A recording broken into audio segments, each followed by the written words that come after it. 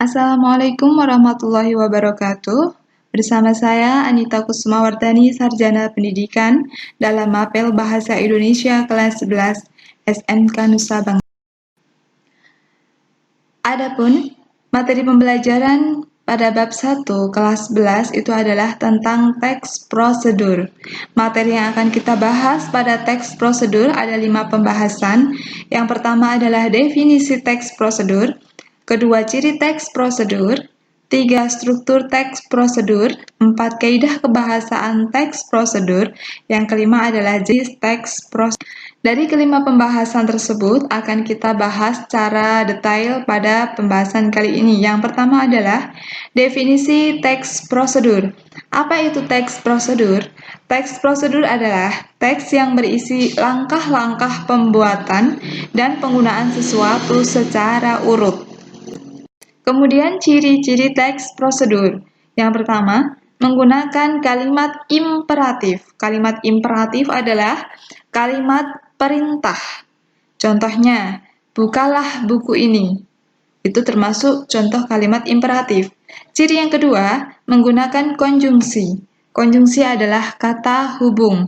Contohnya, lalu, kemudian, sehingga, dan seterusnya. Ciri yang ketiga yaitu terdapat langkah-langkah. Ketiga inilah ciri-ciri teks prosedur. Selanjutnya yaitu tentang struktur teks prosedur.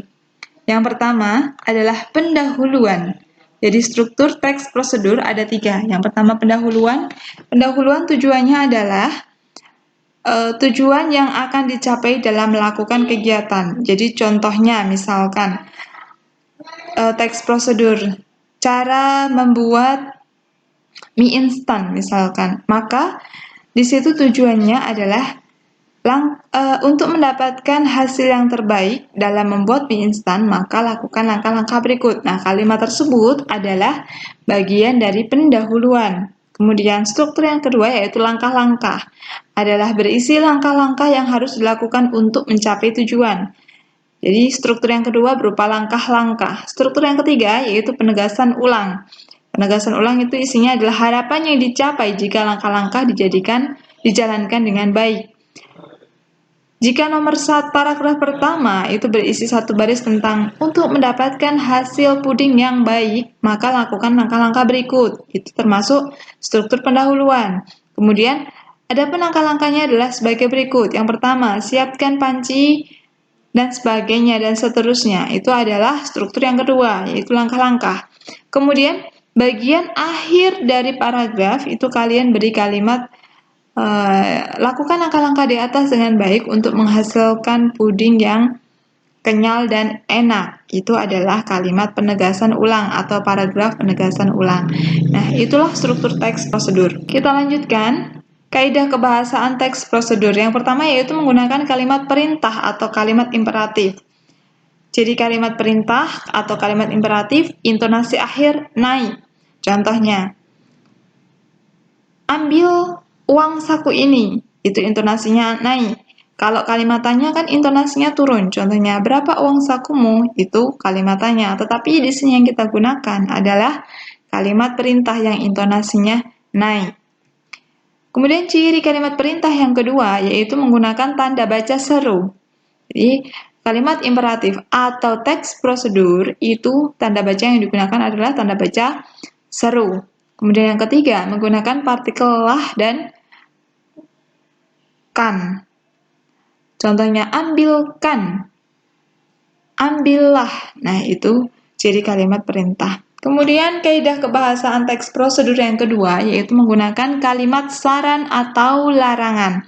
Contoh kalimat saran, tuangkan air ke dalam panci. Itu kalimat saran. Kalau kalimat larangan, jangan beri garam terlalu banyak. Itu kalimat larangan. Kemudian, kaidah kebahasaan yang ketiga yaitu menggunakan konjungsi. Konjungsi adalah kata hubung. Kemudian yang keempat, terdapat keterangan cara dan keterangan alat. Keterangan cara misalkan, rebus mie hingga sampai lunak. Nah, itu keterangan cara. Kalau keterangan alat, Gunakan gunting untuk merapikan kemasan makanan. Nah, seperti itu. Kita lanjutkan jenis-jenis teks prosedur. Yang pertama adalah teks bertema kebiasaan hidup. Contohnya, kiat hidup sehat di usia senja. Jadi kiat-kiatnya apa? Di situ ada langkah-langkahnya seperti struktur di atas tadi. Kemudian, jenis teks prosedur yang kedua yaitu teks bertema aktivitas tertentu. Contohnya, cara membuat es krim. Nah, itu aktivitas tertentu. Cara membuat mie instan, itu aktivitas tertentu. Cara membuat kopi, cara membuat puding, itu aktivitas tertentu. Kemudian jenis teks prosedur yang ketiga yaitu teks bertema penggunaan alat. Contohnya, cara menghidupkan proyektor, cara menghidupkan mikrofon, cara mengaktifkan handphone. Itu berarti teks prosedur bertema penggunaan alat. Dan di sini Bu Anita tampilkan contoh teks prosedur. Judulnya adalah cara membuat mie instan dengan benar. Ini judulnya. Kemudian strukturnya tadi ada 3. Struktur yang pertama yaitu pendahuluan. Struktur yang kedua langkah-langkah. Di sini sudah Bu Anita tebalkan beserta garis bawah. Kemudian struktur yang ketiga adalah penegasan ulang. Di sini lengkap judul dan tiga struktur. Kita amati lebih jelas lagi untuk untuk struktur pendahuluan. Di sini ada kata mie instan merupakan. Nah, jadi paragraf pendahuluan itu isinya berupa definisi. Ya, definisi dari mie instan. Mie instan merupakan salah satu makanan yang paling digemari di dunia, termasuk di Indonesia. Mie instan mempunyai beraneka ragam rasa yang mengoyak lidah karena kenikmatan rasanya, apalagi disajikan dalam keadaan hangat. Mie instan diperkenalkan ke Indonesia pada tahun sekian.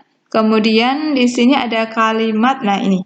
Saya akan membagi ilmu tentang cara membuat mie instan dengan benar. Berikut alat dan bahan yang harus disediakan. Nah, kalimat inilah yang menunjukkan kalimat pendahuluan.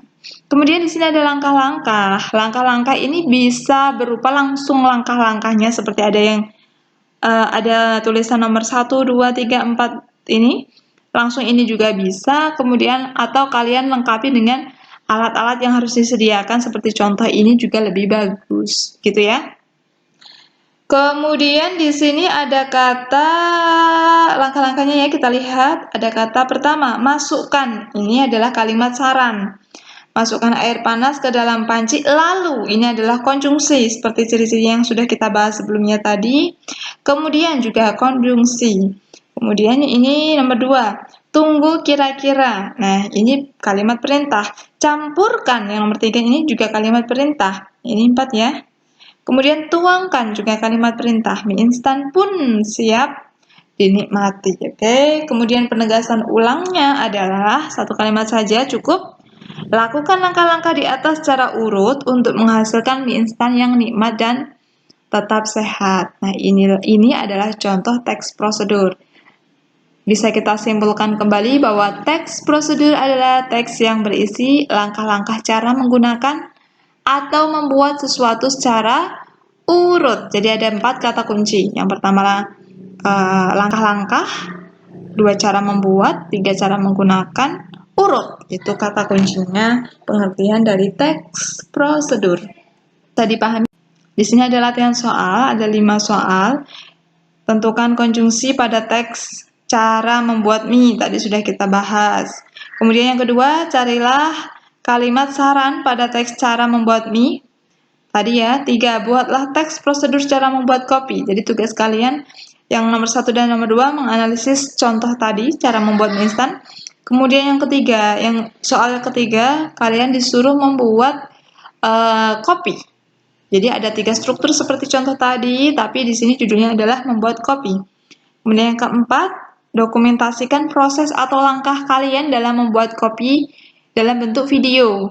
Jadi mulai dari kamu menyiapkan panci, merebus air, menuangkan air ke dalam gelas, silakan di video. Kemudian nanti kirim video di grup bahasa Indonesia. Demikian yang dapat Bu Anita sampaikan untuk bab 1 kelas 11, yaitu tentang teks prosedur. Silakan dipelajari dengan baik, selamat bekerja. Terima kasih atas perhatiannya. Tetap semangat, jaga kondisi kalian, jangan lupa pakai masker kemanapun kalian keluar dari rumah dan tetap cuci tangan. Terima kasih. Assalamualaikum warahmatullahi wabarakatuh.